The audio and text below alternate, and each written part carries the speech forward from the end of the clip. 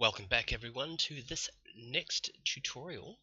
Today I'm going to be going through the Ichimoku indicator. I'm going to show you how to build your own, explain a little bit about what it is, how it performs, and then based on the indicator that we create in the next video, we will be able to customize it and make it a little bit more than what it is.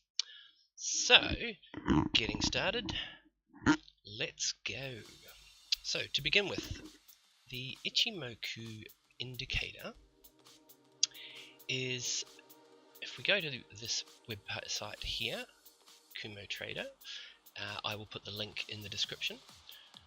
This is a really good website to explain what it is, how it all forms, but also how to use it. So I suggest head over there at some point, have a look through it.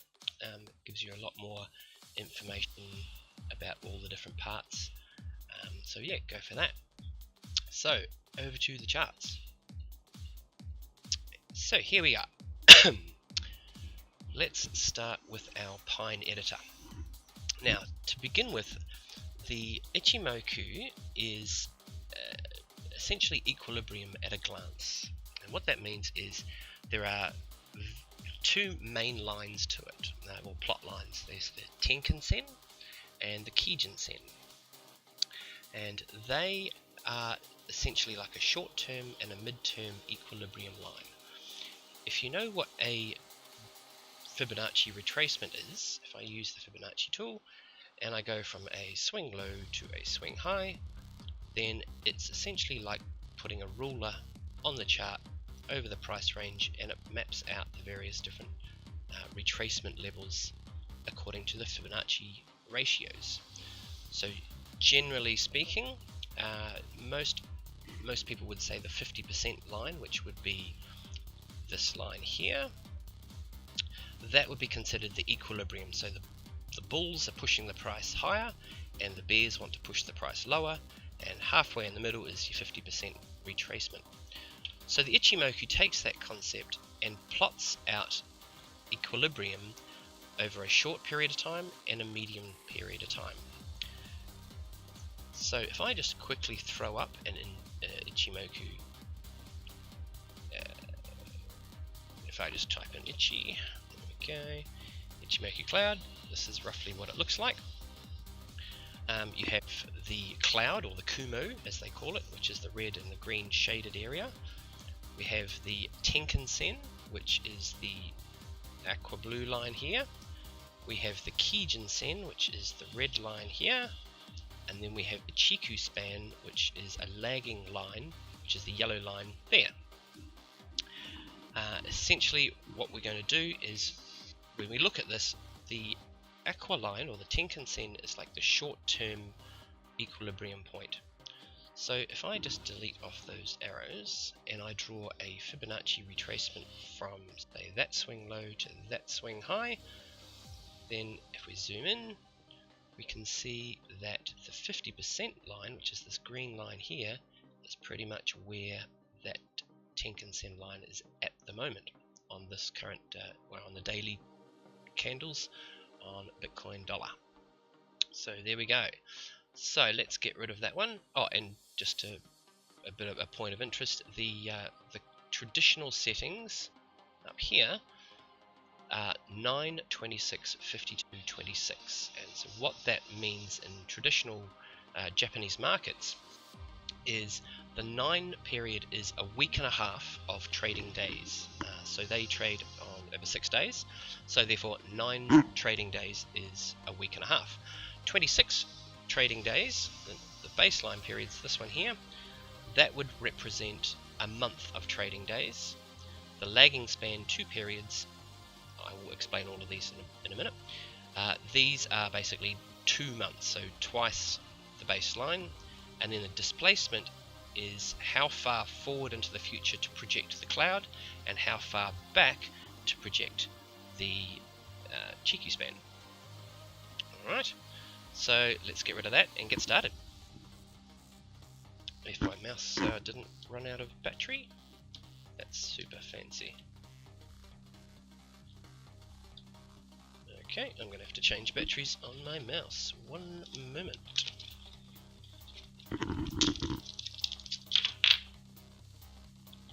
Ugh.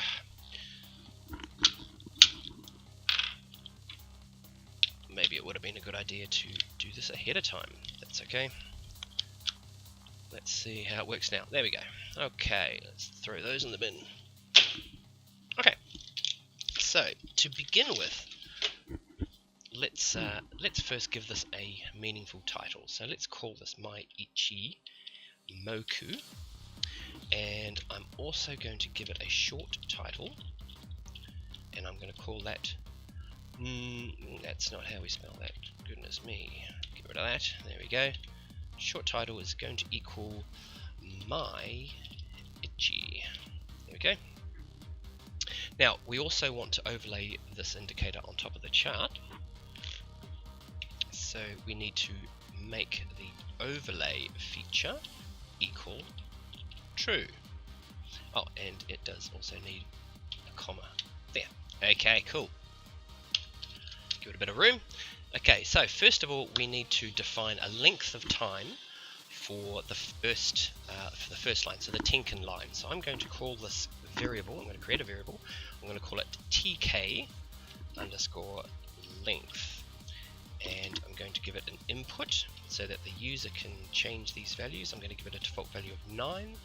I'm going to title that Tenkan length. Yep, and while I'm at it, I may as well give it a minimum value of 1, just to make people happy. There we go. Okay, so TK length. Now, 3 lines within this indicator is going to use a function where it delivers the halfway point, or the average between the highest high and the lowest low.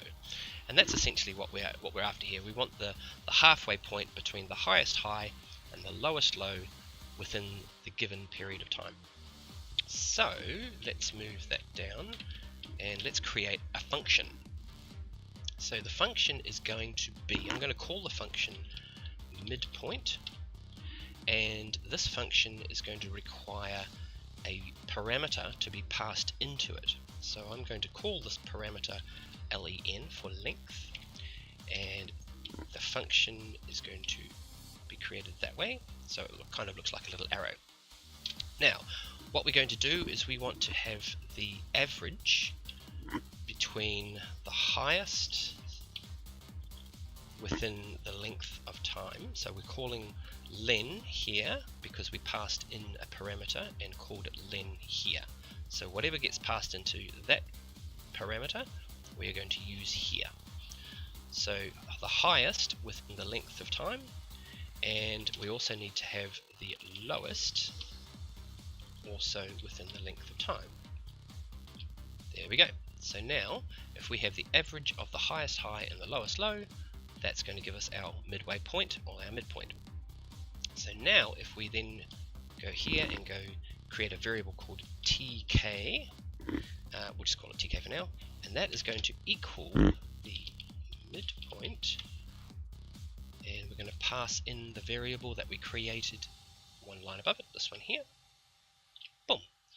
So now what that means is the TK variable is going to be given the value that is derived from the midpoint function, where we pass in the variable TK length, which we defined as 9 periods.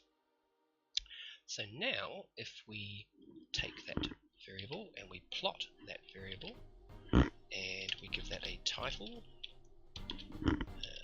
Tenkan line, and we give it a color, and that's going to be equal to the function color. I'm going to give it an aqua color because that's just how I roll, and give it 0 transparency so it's nice and easy to see. I'm going to give it a line width as well. I'm going to make that 2, and yeah, that should do for now. Let's save that. My Ichimoku. Let's actually get rid of that, and I'm going to overwrite what I've already done. There we go, no issues there. Let's add that to our chart, and what we should see is a aqua blue line, and this is our first line, the Tenkan line. And so if we just check our work, we do a Fibonacci retracement from, let's put the magnet mode on, from that low to that high, we get the 50% line right there. Throw in an arrow, bow, right there. Cool. Okay, get rid of that. So now we have our first line. Let's now get our second line. So let's take that, where we defined the Tenkan length and the TK. Let's take both of those lines and copy them down. And I should take that one, pop it up, and I'm going to call this one KJ length, short for Kijun. Retitle that Kijun length, and that's going to be KJ, and we'll take that variable KJ length, throw it into there, and this time the length of that is going to be 26 periods. That's interesting. Let's do that again. 26. There we go. Cool. Alright, and we take this plot line and we'll copy that down, and we'll take, now we're plotting the KJ value, oopsie, KJ, and it's called the Kijun line, and we're going to give this a red color this time, and let's save that, and now we should get a second line appear on our charts. Pow! Nicely done. Okay, steaming along. Next we are going to create the Kumo, which is the cloud. And now the cloud is made up of two lines. They are called the Senku Span A and Senku Span B. Now the Senku Span B line is traditionally twice the length of the Kijun line, so 52 periods. So we'll create the Senku Span B line first, and then we will create the Senku Span A line, because the Senku Span A line is just the average between the Tenkan line and the Kijun line. So the midpoint between those two creates the Senku Span A. So let's take these two lines, copy them down, reorder those, and we'll take that one and drop it down there. We're going to call this one SKB for Senku Span B, and this is going to be 52 periods, and we'll call that Senku Span B length, and we'll pass that into the midpoint value, and we'll call that SKB. Now if we plot that one as well, SKB, Senku Span B, Senku Span B line, and I'm going to give this one, well for now I'm going to give it a lime green color, but I will change that shortly. But I'll show you what we're going to do with that. So let's save that, and we should theoretically get a third line appear, and there it is. So now we have a lime green coloured line right there. Oh, we've still got the magnet mode on. And click, click, click. There we go. Alright, so now we have a longer term. We have three lines now. We have a short term equilibrium line, which is the aqua line. We have a medium term, which is the red line. And now we have a longer term period line, equilibrium line, which is the green one. Okay, so now we need to offset that line into the future. So what we'll do is first what we'll do is we will create the Senku Span A line, which will be SKA is going to be equal to the average of the Tenkan and the Kijun. Okay, and then I'll just move that down. Why are you moving? Come on. Oh, it's because there's no lines underneath it. Let's give us some room. There we go. There we go. And copy that up. So SKA Senku span A line, and I'm going to make this one a slightly thinner line this time. Okay, let's just we don't need that one. Do that. Okay, so if we go save, we should have no issues. Yeah, awesome. Okay, cool. So now we've got 4 lines. But the green lines we need to shift into the future a little bit. So I'm going to create a 4th input variable, and I'm going to call this one, let's call this something logical, let's call it offset.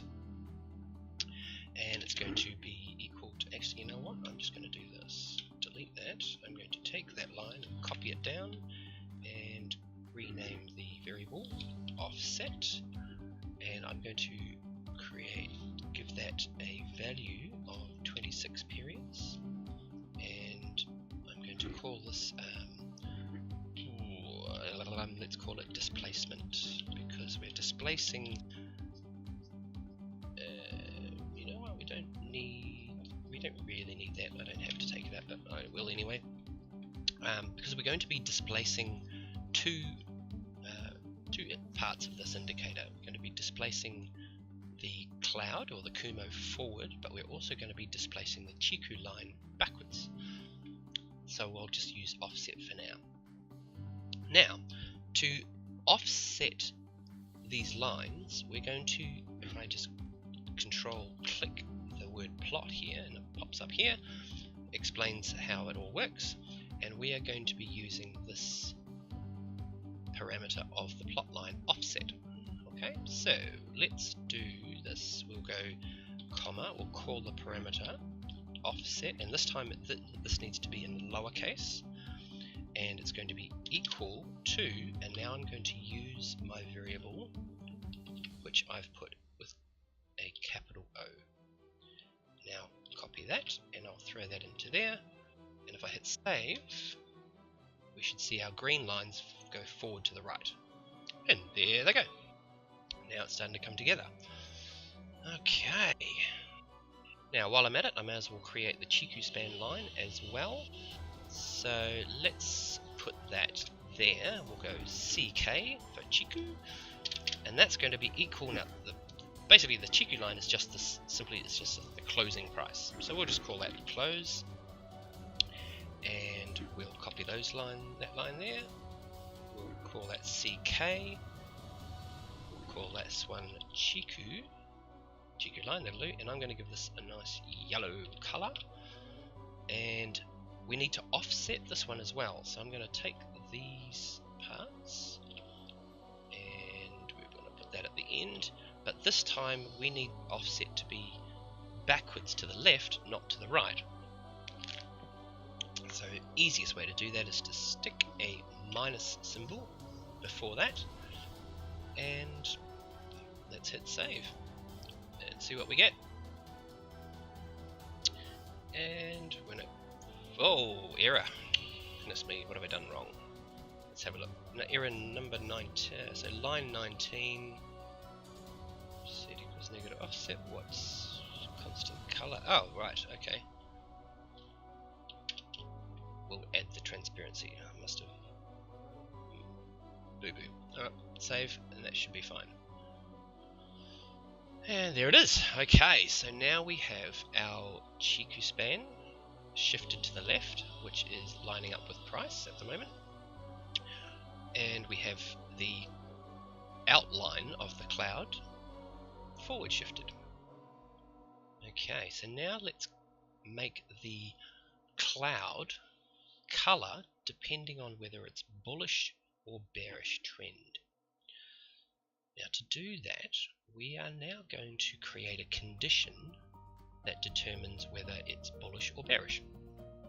And to do that, I'm going to go like this. I'm going to put there. I'm going to go Kumo underscore color is equal to, now we need to do a test. So the test is going to be, is SKA greater than, let's say greater than or equal, just for argument's sake, greater than or equal to SKB. In other words, is the faster line of those two greater than, so it would be over here, is it greater than the slower one?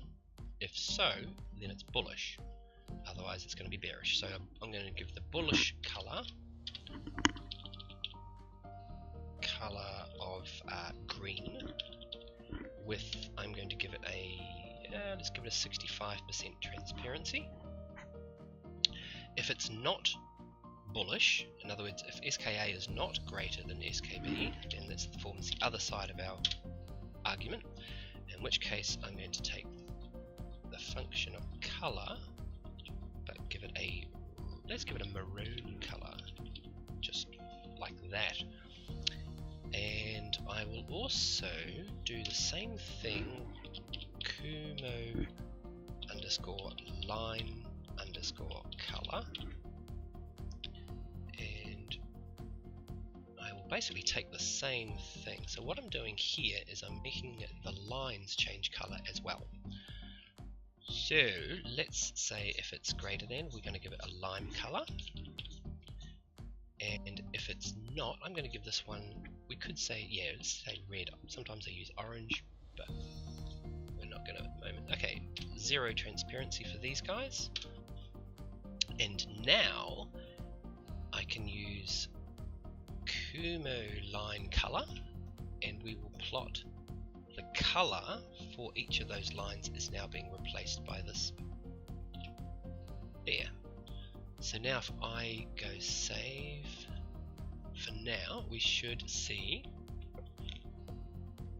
the lines change color. Alright, cool. Now we need to fill in the space between those lines. And now when you're doing a fill, a fill is kind of like doing a plot line, except when we plot something, we are plotting one data point or one value each candle. So for the Tenkan line, it's plotting that point there, and the next candle it plots it there, and so on and so forth. With the fill, it's plotting 2 points.